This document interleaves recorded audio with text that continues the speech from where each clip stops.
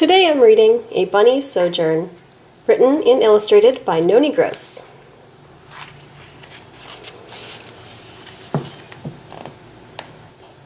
Not so long ago, tucked into the trunk of an old hollow tree, lived Lady Rabbit and her two kits, Thistlefloss and Fern.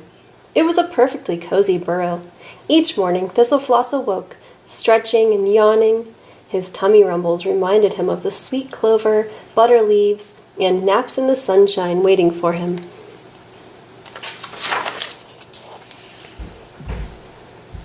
On this crisp, cool morning, he noticed an unusual amount of leaves were falling. The walls of the burrow shook. There was a grinding roar, which ended with a loud crack, followed by a giant thud that shook the earth. Instantly, their snug little home was flooded with light. The tree was gone. The rabbits scattered in all directions. Thistlefloss bolted through the short grasses, darted around the long grasses, and finally spilled over a rocky ledge.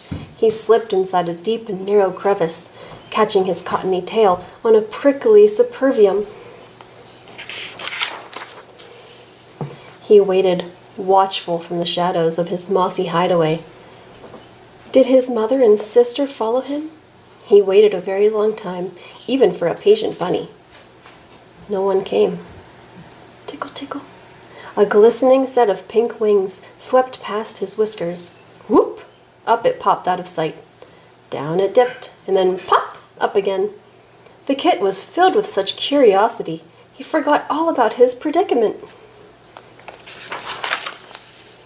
Warily he crept out of the cave. Rosy wings flit and fluttered all around. Butterflies? He rubbed his eyes and looked again. Oh, they were merely fairy flowers, bobbing at the ends of long graceful stems.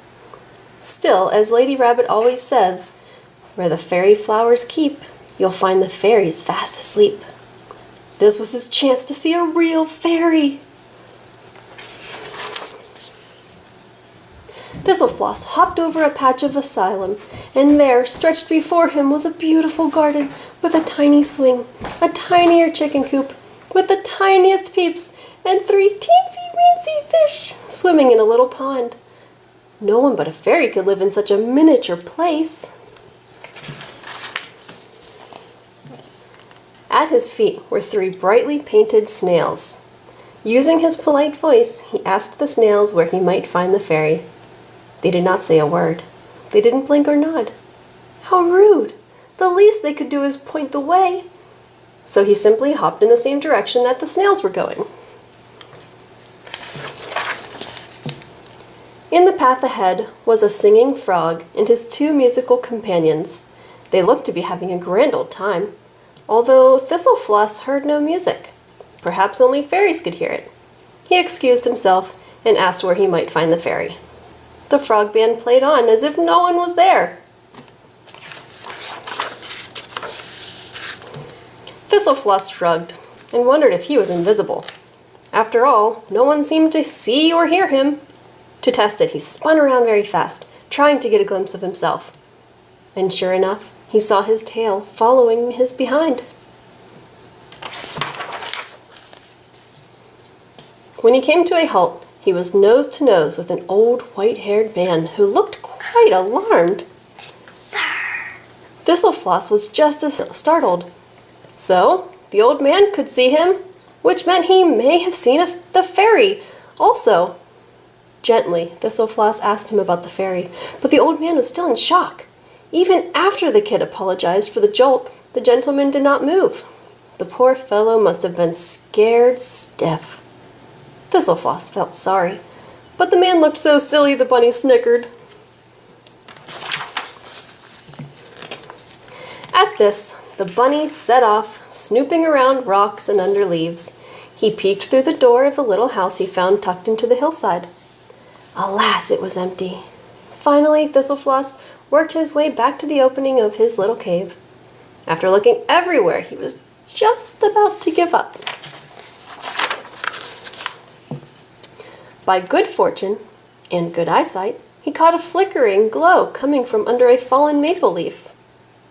Thistlefloss carefully folded back the maple leaf and sleeping soundly on a mound of moss was a sweet baby fairy.